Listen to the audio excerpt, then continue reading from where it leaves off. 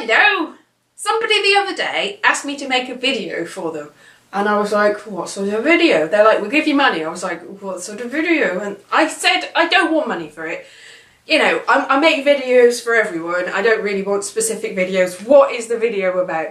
And then they said, it's just about the doll. I'm like, what doll? The doll in the background of your video. Which, it wasn't as horrible as it seemed. It was actually something quite nice and sweet. Because what had actually happened is they'd seen this video that had this doll in the background. And they wanted me to make a video about this doll and how I came to have this doll and the story behind this doll, which is sweet, nice, and not at all what I thought, which is a good thing. Anyway, so shout out to Terry who asked me and is, it turns out, a lovely person. I knew he was a lovely person anyway, but because he wanted to know about this doll and me growing up with this doll. Now, I had to think about this because I've always had this doll. I didn't really have a story behind this doll. It's my doll. Her name is Doll. I felt a bit embarrassed when he asked me what her name was. So she's called Veronica now. But the thing is, I didn't really have names for toys when I was growing up. Now, this is my panda. My panda's name is Panda. I had a teddy bear whose name was Bear, probably. Anyway, so now I'm calling her Veronica because she needs to have a dignified name rather than just Doll. My doll.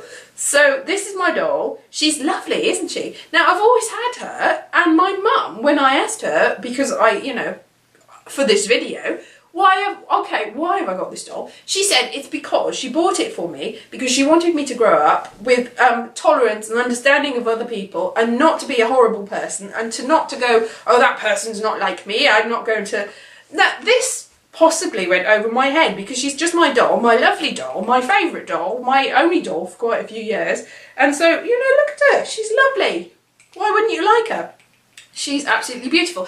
But, question further, my mother can't actually remember buying this doll. So my thoughts are that it actually came from France. Now, because when I was growing up, I don't think you could buy that many black dolls, certainly not of this high quality and standard. But in France, where my Auntie Wendy went to, she married a Frenchman, and she had 4 children, and they came over a lot, and they had toys. Now, I never had a Barbie or a Cindy doll until I was about 8 or 9, and my cousin Sarah Wendy, she came over, she had a black Barbie doll or Cindy doll. Anyway, it was absolutely beautiful, and I wanted it. I didn't have any Barbie at all.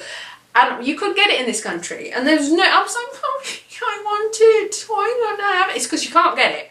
You'd have to go to France. And I'm thinking, this is probably from France as well. Now, I used to play with her, obviously, have tea parties with her and my panda and my teddy bear. And my teddy bear can't be with us. He's in the attic at the moment. When I was quite young, this is my first memory. I remember having all my toys all around me in my cot and throwing all my toys out because I couldn't be... I'm surrounded by toys, there's toys everywhere.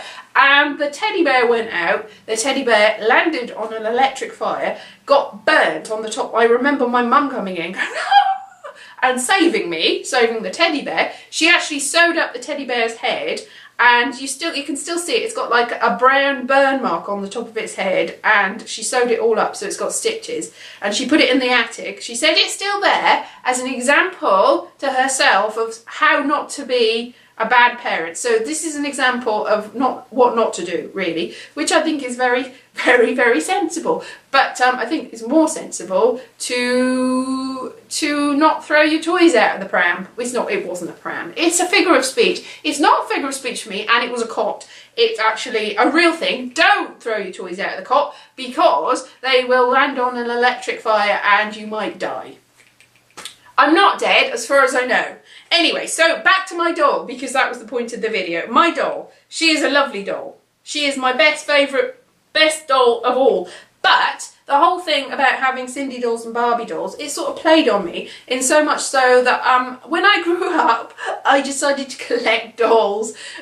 I don't collect them anymore, but I did seek them out. I sought them out, and I bought a rubbish Barbie. She's Barbie, obviously.